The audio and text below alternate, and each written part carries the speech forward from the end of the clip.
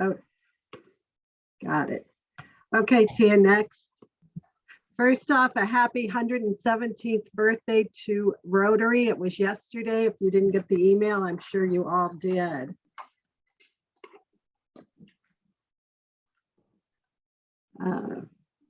First up, the Pledge of Allegiance led by Jim Crane. Okay, let's put our hand over our heart. I pledge allegiance to the flag of the United States of America and to the republic for which it stands, one nation, under God, indivisible, with liberty and justice for all. Thank you, Jim. Next up is Thought for the Day by past President Chris Bradford. Hi, everybody. With all the world events going on right now, I know that our thoughts and prayers are with the people of Ukraine. And it looks like a dark day there. But I thought that in view of everything else going on and the fact that St. Patrick's Day is right around the corner, I thought that an Irish prayer would be appropriate. So, may love and laughter light your days and warm your hearth and home. May good and faithful friends be yours wherever you may roam. May peace and plenty bless your world with joy that long endures. May all life's passing seasons bring the best to you and yours. Beautiful. Thank you, Chris. That was very nice. So let's start with recognition and announcements. Past President Ed Galt is not with us today, so there's no song. The scribe for the day, I knew somebody would share. Scribe for the day is past President Dwight. Thank you very much. Are there any visiting Rotarians? John O'Keefe? I believe that Chuck McCreary is on this call, a good friend of mine who has spoken to Rotary before. I believe Chuck is on, and my wife is coming on shortly, Patty O'Keefe.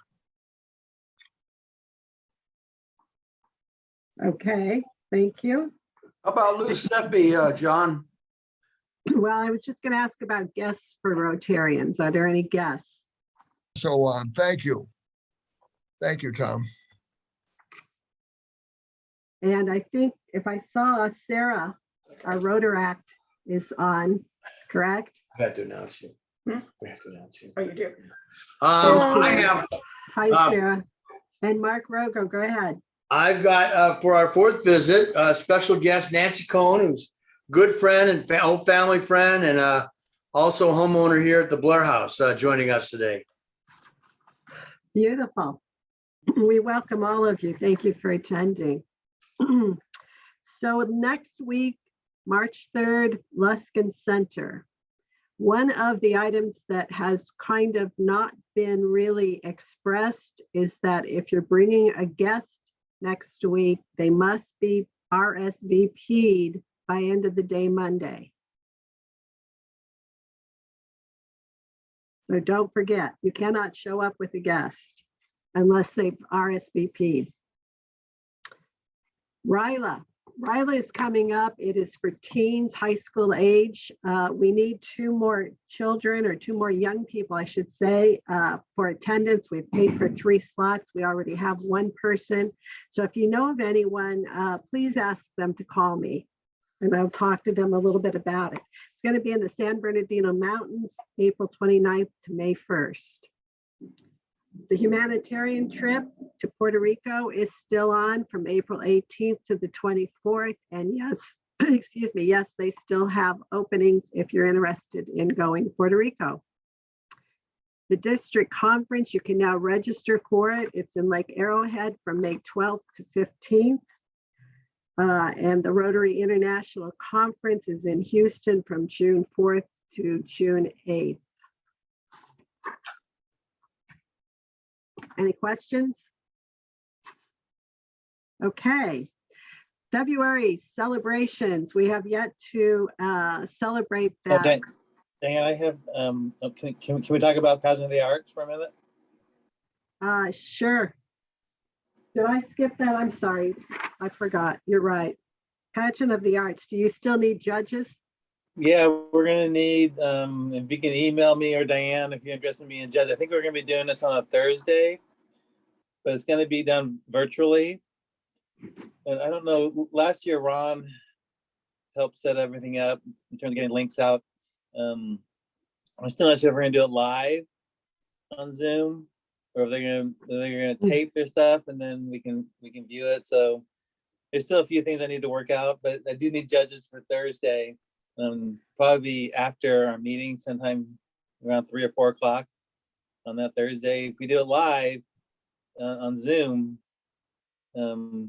by live I mean on Zoom, because we can't do in person yet. It's just too hard to get on campus. So Okay, well, thank you. I'll let you Phil. know more. I'll give you more information in the next couple of days. What And- date is that, Phil? Next Thursday is March 3rd. March March 3rd. 3rd. Okay. March 3rd. And Phil, can the Rotaracs judge? I don't see why not. If There's- a group of them wants to get together and tune in, as soon as I get a link. Is Ron in town, or is he available? Ron Leister? I think I'm he's here. on, he's here. He's on at the meeting. I'll be at the Luskin. Would So- you be able to help setting up a Zoom call if we're gonna do a Zoom live? I don't talent show? have Zoom access. I don't know if Tia's available or. So Phil, this is something you and I can talk on offline about, but we have the Okay. Zoom link and we're happy to set it up. Sarah, Okay. if the Rotaracs are interested in participating, let's email after the meeting and I'll explain it to you. Perfect. All right, carry on. Thank you.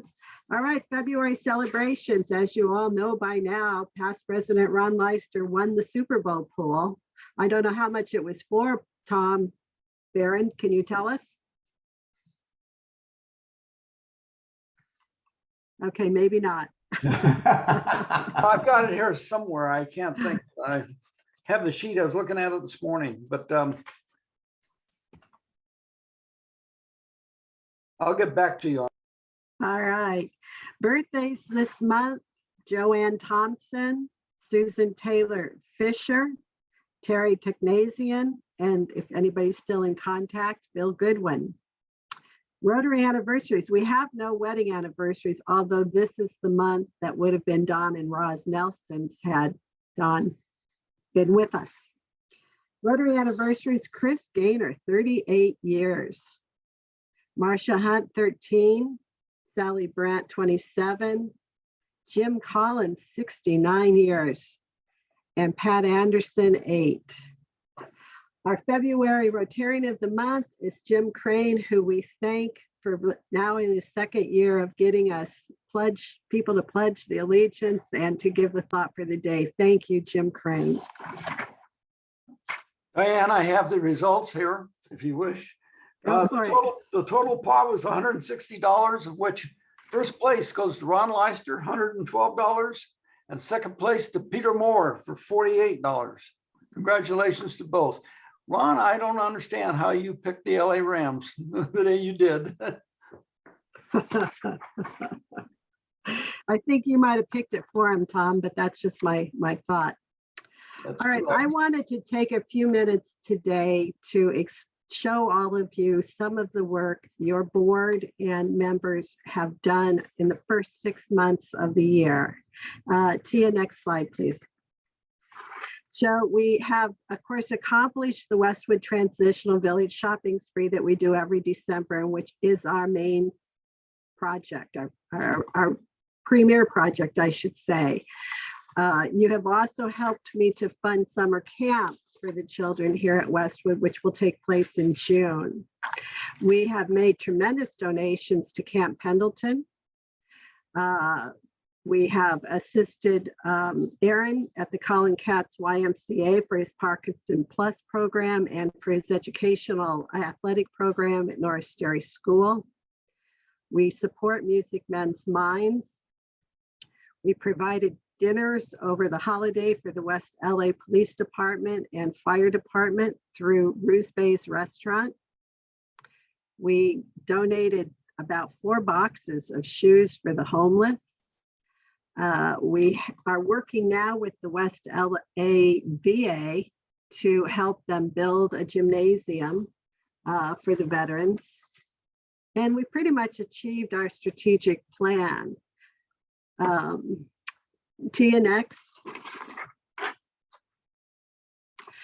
We have made contributions to the School for Blind Children in Istanbul, to the blind orchestra in Russia. It seems to be our thing this year. It's hosting a peace benefit. TM23 Foundation is building an athletic field at Vista Del Mar, which is in our neck of the woods.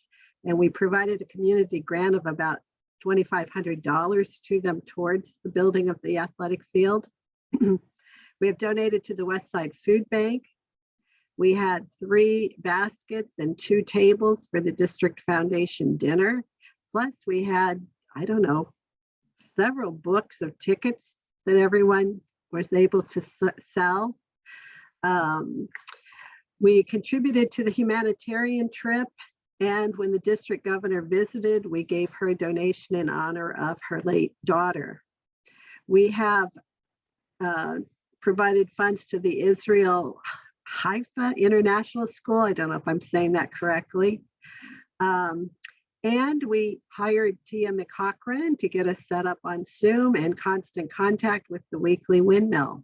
So we've accomplished a lot, and this may not be everything. I'm not sure, but I think I'm pretty close. Any questions? I'll take that as a no since I don't see any hands up. Okay, the speaker for next week, Tia, you can move on, is Kiki Vandeweghe. He's an NBA basketball star, for those that don't know.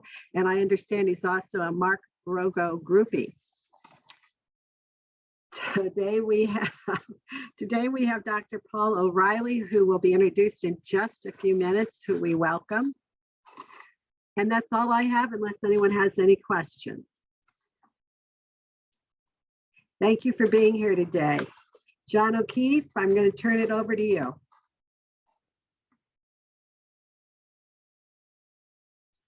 You're on mute, John. Can I just say real quick, Kiki Vandeweghe was one of the stars at UCLA for many years. John, He wants to know what you guys want to talk about. I'm trying to get unmuted. Just a minute now. You are unmuted, John.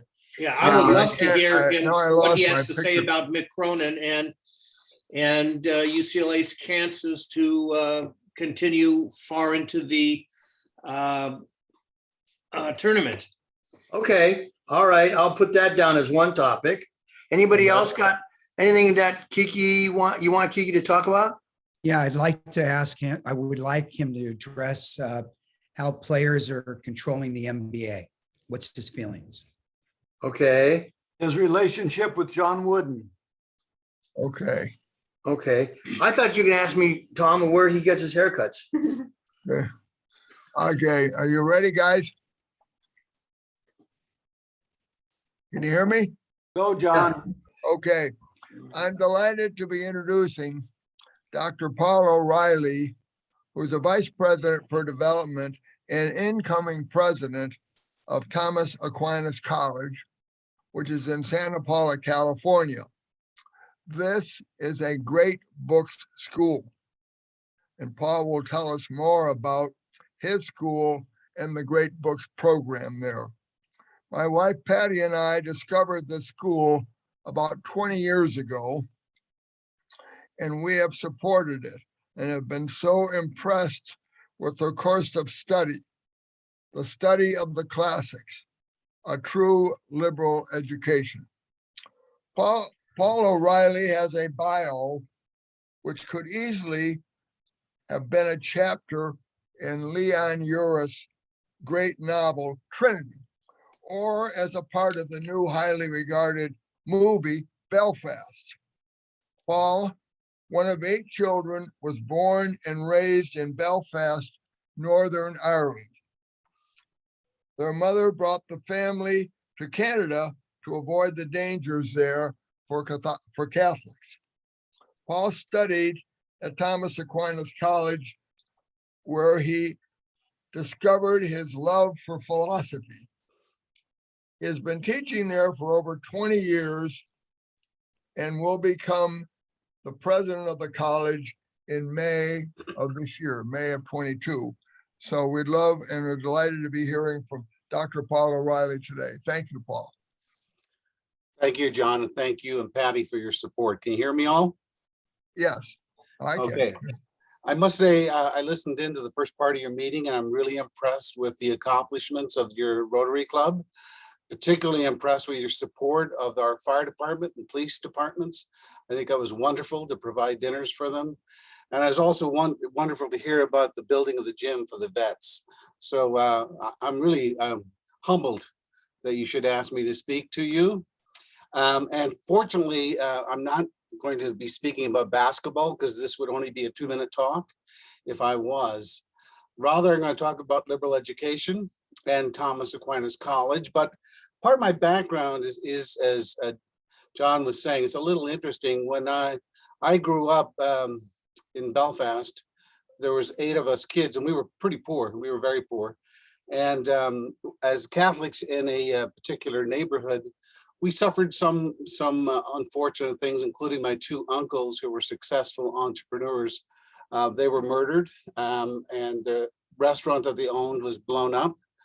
And that was the motivation for my mother, who was a single mother at the time, to bring us to Canada, to immigrate to Canada.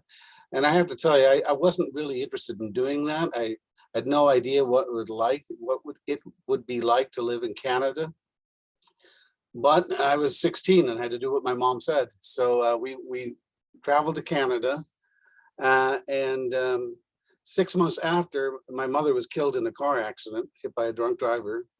And so the 8 of us were left to be adopted. And it was my uncle and aunt who did not want to separate the kids, who decided to adopt all 8 of us, which was a remarkable act of generosity. They had 4 kids of their own, so we became 12. And lots of interesting stories in that family. I have a brother, adopted brother, and I'm 3 days older than him. And that led to a lot of very interesting conversations about how that could be. But we just decided to play along and said, it was a long and difficult delivery and we do not like to talk about it. So that's how we addressed that question. But when I came to Canada, the first thing I noticed was how extraordinarily wealthy the economy was, Canadians were. And soon thereafter, we were living on the east coast of Canada in New Brunswick. I moved down, I traveled down to Boston, and I thought Canadians were wealthy. And then I saw American wealth, and it was remarkable to me. And given that I grew up relatively poor, I was convinced that I knew the path I wanted to go on. I was going to be an entrepreneur. I was going to be wealthy. I was going to be successful. I was going to be my own self-made man. And after a while, we moved to the west coast of Canada, to British Columbia. And as I was accepted into a very good business school, and I had my plan all figured out. And remember, the bottom line was I was going to be wealthy. I was going to be an entrepreneur. I was not going to bring up any kids I had the way that I was brought up, poor. My mother, my adopted mother, had different plans, and she thought that I should check out this school in California called Thomas Aquinas College. But she knew that I wouldn't go on my own, so she bribed me like a good mother would. And she encouraged me to take a week off because I've been working so hard to go to California. And she said, have you ever been to California? And I said, no. So that became her tactic, just to encourage me to go to California, check it out, take a break. And I did. I went to the college. Thomas Aquinas College is in Ventura County, south of Santa Barbara, in the town of Santa Paula. And I had to tell you, the first thing I thought when I met the students they were strange. They were odd. They were an odd bunch, it seemed to me. They were very serious about their classes. They wanted to talk about what was being discussed in class. None of them had any interest in making money that I could see.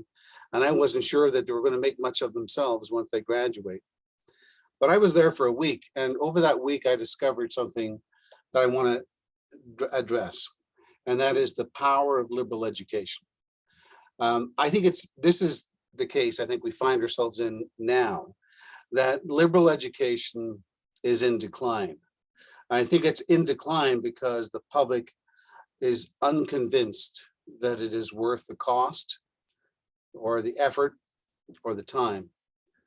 The trend nowadays, and it's been that way, it's been this way for a long time, is to think about college and university in terms of career preparation, technical training, etc.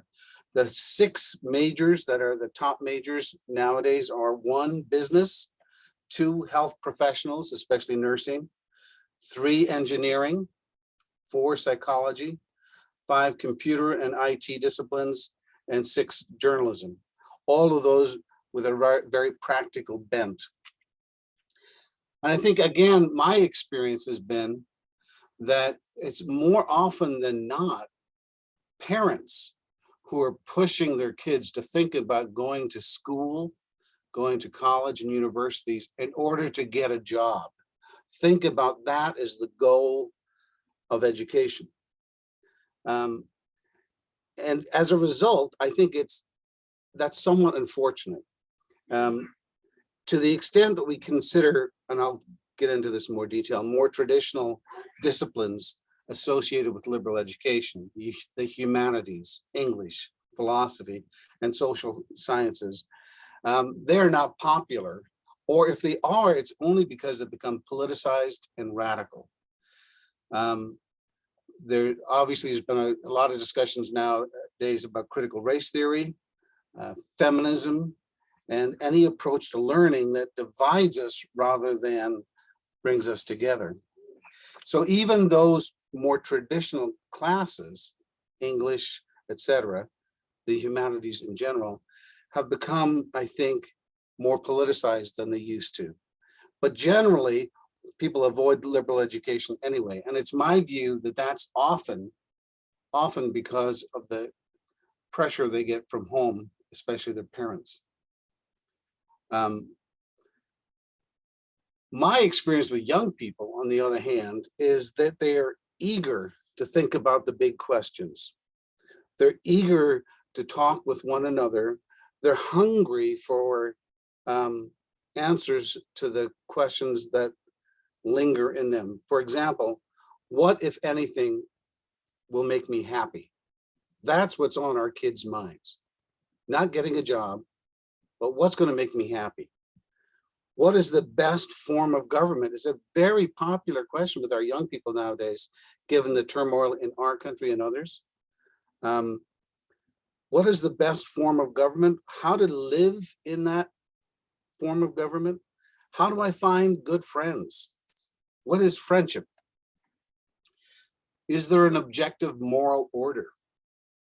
Is it reasonable to have religious faith? If you talk to young people nowadays, you will discover, I think, they're hungry to talk about those issues and not so eager to think about going to school in order to get a job. In fact, what we've discovered is many of those majors, I listed the top 6 majors, many of the young people who graduate with one of those majors choose a career path that's radically different from their formation. There's no correlation between the major that they have and the career that they choose. So I think something has to be said in defense of liberal education. Our young people are hungry for it, and it has something to offer. Now, maybe I should say something about this. What precisely do I mean by liberal education? First, I think it's important to say that liberal education is and should be contrasted with practical training. Practical training is very worthwhile. I do not mean to denigrate it in any way, but it is meant to prepare us for work. Liberal education, at least originally, the original meaning of the word was simply the education that frees us, that makes us free. And that means generally free from ignorance and enables us to live fulfilled lives. It's a lifelong endeavor. It's intended to guide us in our choices, aspirations, and relationships with others. It is not limited to career, even though it can be a good preparation for a career. In fact, one of the things we discover at Thomas Aquinas College, we do not have any majors or minors, but we have a lot of businesses looking for people, young people who are able to think critically, to analyze information, to agree and to disagree in a way that's friendly and creative and collaborative. So my experiences with entrepreneurs more and more are looking for young people who have basic formation in how to think for themselves, to have confidence that they can figure things out. It's also the case that liberal education nowadays generally has a component which is the study of history, say for example, ancient history, the Peloponnesian War or the founding of Rome, or involves literature, the reading of Shakespeare and Jane Austen, to take a couple examples, or the study of our Declaration of Independence and the Constitution, or the consideration of Plato's dialogues and Aristotle's treatise on ethics. I give that list because none of those are very practical. To know anything about the Peloponnesian War is not going to change your life in a meaningful way, at least in a practical way. But it's certainly true, the old adage is we learn from our mistakes, and if we're ignorant of history, we'll make those mistakes again. And I think we're seeing that in our country and others. So I would like to offer a kind of partial defense of liberal education. We need it now more than ever. We need it because our young people are hungry for it. And that if we keep going down this politicized approach to education, it's going to tear us apart. And you see that, for example, in an unwillingness to read the Declaration of Independence and the Constitution, because of the view that our founding fathers, many of them had slaves, and therefore they must be white racists. I don't think it's quite that simple. Or that Lincoln wasn't quick enough to free the slaves, and therefore he should be ignored. I think we go down that path at our own peril.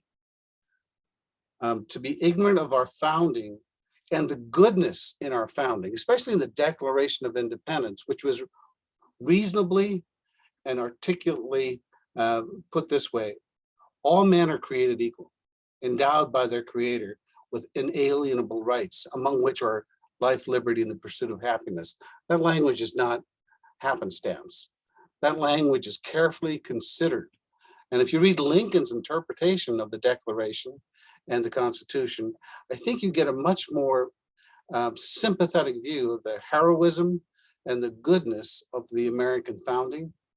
And in fact, it's also another thing that we read here at Thomas Aquinas College, the Dred Scott decision, which is an embarrassment for Americans, because that's a Supreme Court decision which argued that the founders must have meant all men are created equal. They must have meant by that all white men are created equal, which is simply not what the language means, nor is it what the founders intended. But that was the judgment of the Supreme Court, and it took a constitutional amendment to override that horrific decision. So we have got all sorts of things in our history that we could rectify, but an ignorance of the goodness of our founding is, I think, damaging. And you see that, I think, if you read carefully our founding documents. So that's my transition to get to Thomas Aquinas College. We don't have any majors here. We don't have any minors. We have no electives. It's one program, 4 years of mathematics, 4 years of natural science, 4 years of philosophy, 4 years of theology, 2 years of language, 1 year of music, and then 4 years in which we study poetry, history, and disciplines of that sort. So it really is a genuine liberal education. We do not take any government funding because we want to be independent, nor do we take any church funding, even though we're a Catholic school, because we want to be independent. We have a commitment, I think the Rotarians will be pleased with this, a commitment to support those who need financial assistance. 68% of our students are on financial aid. But if you receive financial aid from Thomas Aquinas College, the first thing you must do is work on campus for 13 hours. Your family has to contribute as much as they can. And then you take out student loans, which are capped at $19,000 over 4 years, which is actually pretty good in today's standards. So what we have discovered is by offering a genuine education where we don't read textbooks, we read the great books. We read, as I said, everyone from Cicero to Plato to Aristotle to Abraham Lincoln to Jane Austen, Flannery O'Connor. That attracts young people. Now, there's a lot of small liberal arts colleges that are struggling throughout the country, but that's not our struggle. Our struggle is how to contain the growth. So we've actually expanded to a second campus on the East Coast. And again, we're at maximum enrollment here and are going to grow slowly to get to maximum enrollment there. So that's my thesis. That's my comments. I wanted to make them short to take up any questions or comments you might have. Thank you.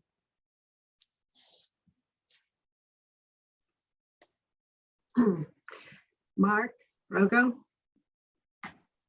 There's a movement in schools throughout the country to whitewash any benefits from any of our past leaders because they own slaves or they didn't do it, they didn't admonish it quick enough, or they didn't take a proactive rewriting history, in my opinion.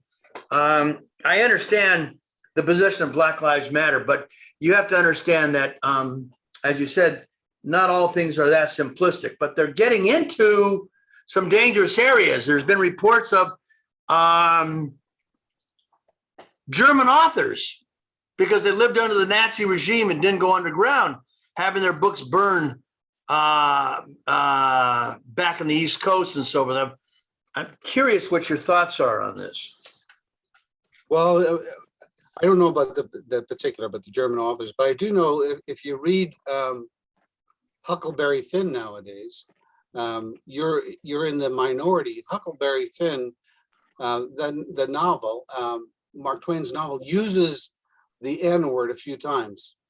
And that was simply the language at the time. But if you read that book honestly and openly, it's very clear that what Twain is trying to do, he's trying to show that the runaway slave, Jim, is as good, if not a better man than all the whites that he encounters on that trip down the Mississippi, and talk about an opportunity to see what was really possible for America at the time. But we can't read it nowadays because, again, the language that Twain used is considered, it is offensive. But what you have to do is, it wasn't offensive at the time. It had a certain kind of use there that wouldn't be appropriate now. But I think that's part of your education to see, yeah, sometimes we spoke in ways that we wouldn't speak in nowadays, but that's okay. I mean, that's okay to recognize that and move on. It's true about Flannery O'Connor too, the great author out of Atlanta, Georgia. Wonderful. She's got a great short story that I recommend highly. Everything that rises must converge. Again, you get the N word is used there, but what she is trying to show is whites, especially some liberal elites, can be just as racist than others, even if they don't, they don't have slaves or things like that. They think they're better, but they don't treat their neighbors who are Black with equality and dignity. So again, to have that opportunity to encounter that, to understand that, to see how we've moved on, is really valuable for young people. But if we close the door to a consideration of the Declaration or the Constitution or reading Lincoln or reading Flannery O'Connor, we're actually doing our children a disservice. Any other questions? Diane? Tom, I see you. Go for it. Paul, I have a question. I went to I think a good university where we had a liberal education, Santa Clara. We had the flags of St. Thomas Aquinas hanging overhead, it seems to me. However, one thing they taught us was critical thinking, which you espouse, no question about it. But it seems to me that a lot of this formulation of the young people's minds come from the instructors themselves. Yeah. This is what the country is facing, is not the young kids formulating their ideas, but from what the instructors, the teachers are putting into their heads. How can that change? Yeah, I think that's a great question. That's a concern, should be a concern for us all, how ideological schools have become. And you're absolutely right. The burden is put on the students to kind of spit back what they've heard in class rather than become a learner. Now, one way you can address it is how we do it at Thomas Aquinas College. Our view is we have teachers in every class, but the principal teachers are the authors of the great books. So in a way, Aristotle is your teacher, or Lincoln is your teacher, or Flannery O'Connor is your teacher, and you are responsible day in and day out to try to understand what are they saying, why are they saying it, and does it make sense? And the teacher has to facilitate that conversation, but it's not appropriate for him to say, and here's what I think, and ignore the author himself or herself. So that isn't a different approach in which you try to hold back your own particular views if they're not relevant to the subject at hand. Thank you. Good. You, Go ahead, John. yeah. Paul, can you describe a little more what you were getting into right now about what a typical class or classroom experience is at Thomas Aquinas? Yeah, that's a good question, John. What we ask our students to do is read a book or a portion of a book before class. So they all are responsible for reading it. And then they sit around a table, usually 18 to 20 students. And the teacher starts the class with a question. And it could be as simple as, what's Lincoln's view about slavery or something like that, just to take that example. But then the students are required to respond to that question using the text itself, not to say, well, this is what I heard when I went to high school, but actually quote him, understand him, try to clarify what he's saying, see if he's being consistent, comparing him to one part of a text to another, etc. So that's what I meant when I say we try to take the view that the authors of the books are their principal teachers. We're trying to learn from them. And then another beauty of that is you get to see different views. You read Nietzsche, who's an avowed atheist. What's his criticism of theism and religion? You have to hold yourself responsible for that. What's his position? Does it make sense? How does that compare to what Aquinas says? St. Thomas Aquinas says, faith and reason are compatible. So now these kids are engaged in a dialogue, trying to figure out what way to think about these things with the best positions that have been articulated over the centuries. That's very lively and it's very exciting. Thank you.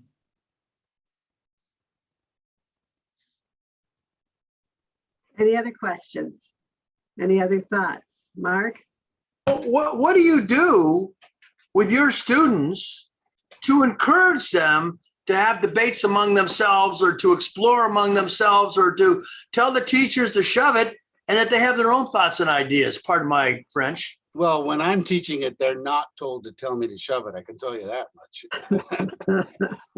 But it is true that, listen, this education, the education we offer is not for everyone. It's somewhat self-selective. People know what we're offering. You have to be able to be willing to do 4 years of math, 4 years of natural science, et cetera, et cetera. So you have to be somewhat academically inclined already. And then you're held responsible by your teacher and your peers to come to class prepared.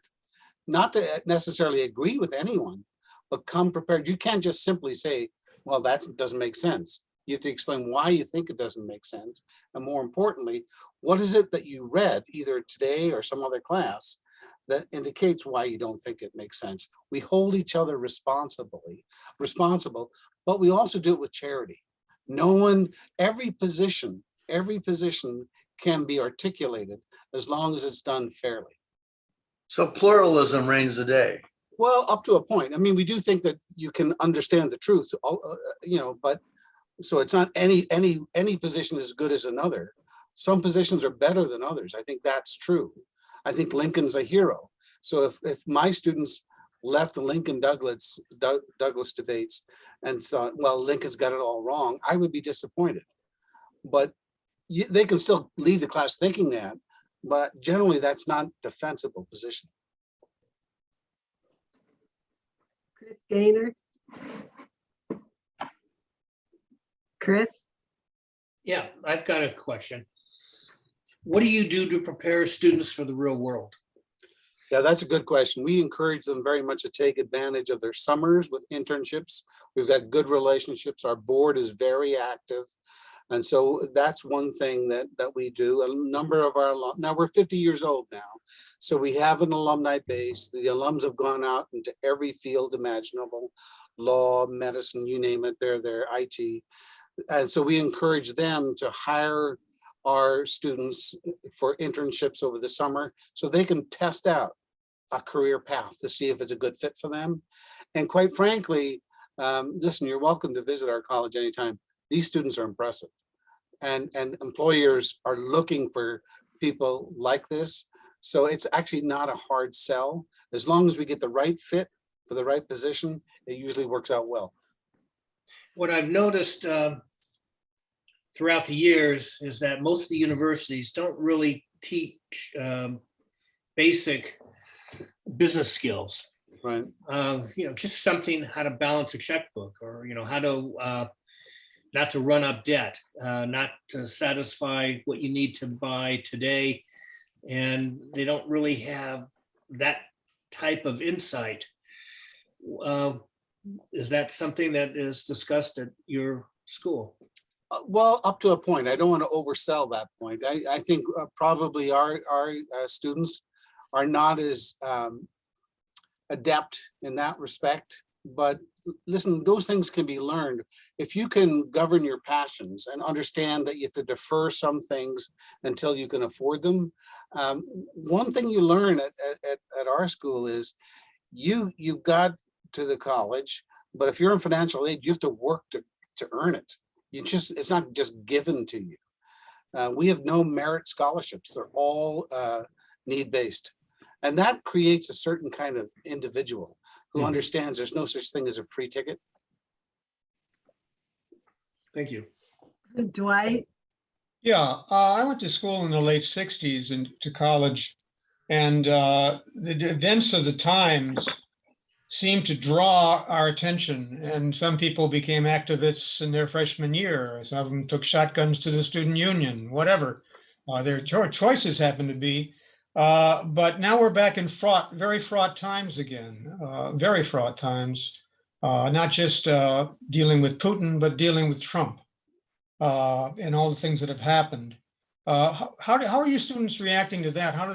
Since you've been there for 20 years teaching, do you notice a change? I don't. Listen, we notice some changes. That the families are not as cohesive as they once were 30 or 40 years ago. Kids are coming to the college and they're more, they can be more discouraged, more depression you see, depending on their situation. COVID certainly has not helped. But we try to depress political activism. We want them to focus on what we have to offer for 4 years. So we generally don't engage in conversations about Trump or Biden or things like that. We just, that's not what we're about. And we certainly wouldn't encourage, the one thing I would like to return to is, unlike my experience at some other schools, you can have an honest and frank conversation and disagree agreeably at Thomas Aquinas College. At other schools, it's not always that case. There are certain things you can't say in class. And that's, I think, makes for an uncomfortable environment. I'm not sure I answered your question fully, but that's a start. Yeah, it's just that the times were pulling us away from studies of the ancient scholars, something from 300 years ago. We got problems right now, right here in our lives immediately. Right. So we were distracted, to say the least. Yeah, there's no question about that. Mike Newman? I may have missed it, but what was the size of the student body and where are they coming from? And upon graduation, how many are going on to different graduate schools and where?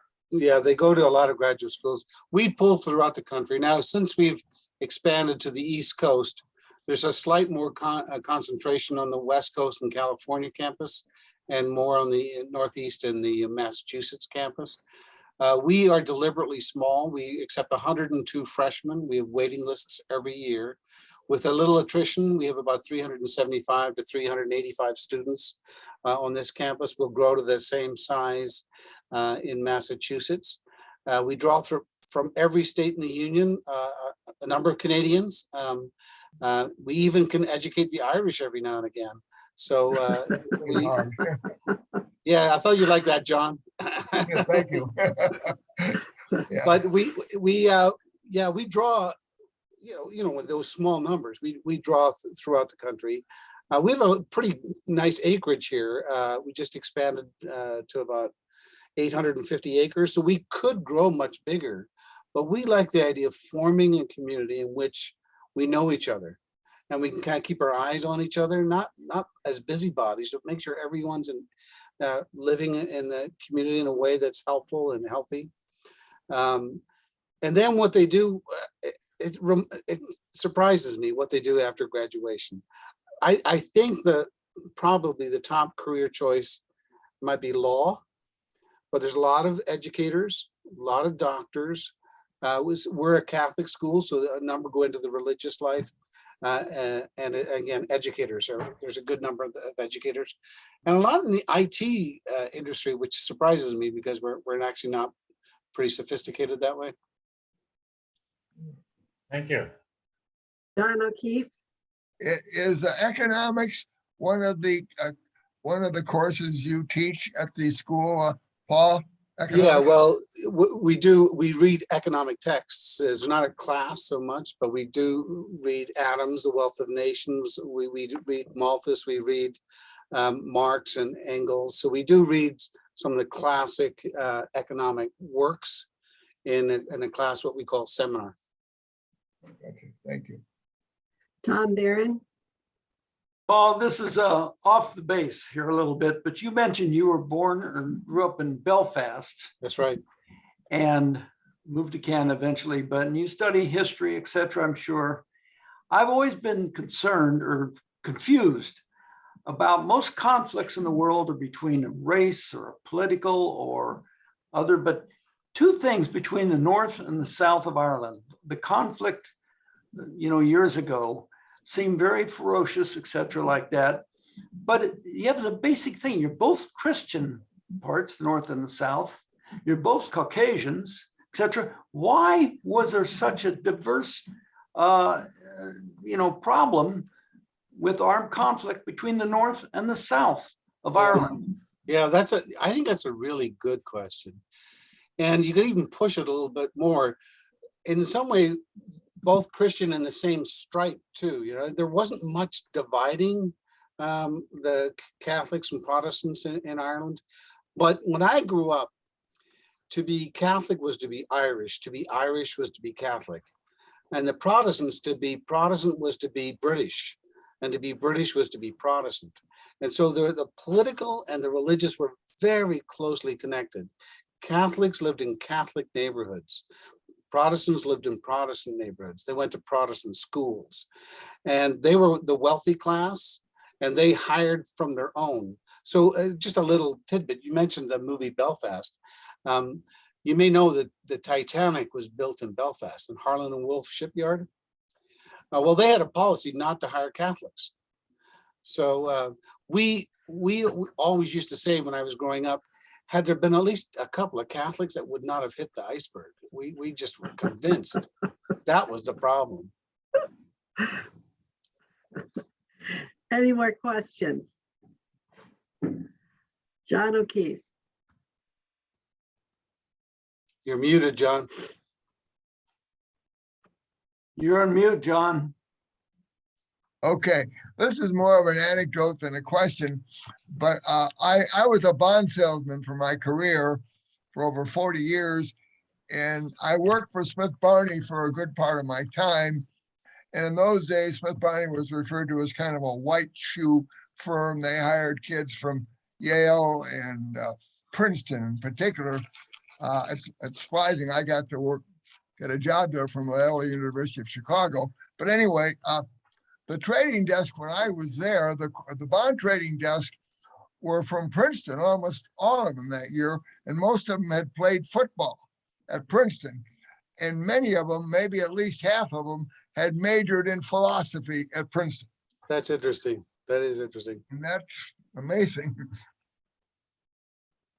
Well, it sounds like we might be wrapping up, but I wanted to end with my favorite Irish joke, which is, why are the Irish known for potatoes, French known for fine wine, and Arabs known for oil? Because God gave the Irish the first choice. Very good. Thank you very much, Paul. That was a terrific talk. Yes, Dr. O'Reilly, thank you very much on behalf of the Westwood Village Rotary. It was really a relevant conversation. It was an entertaining conversation and extremely informative. So thank you. We will be making a donation to the Westwood Village Library in your name. Thank you.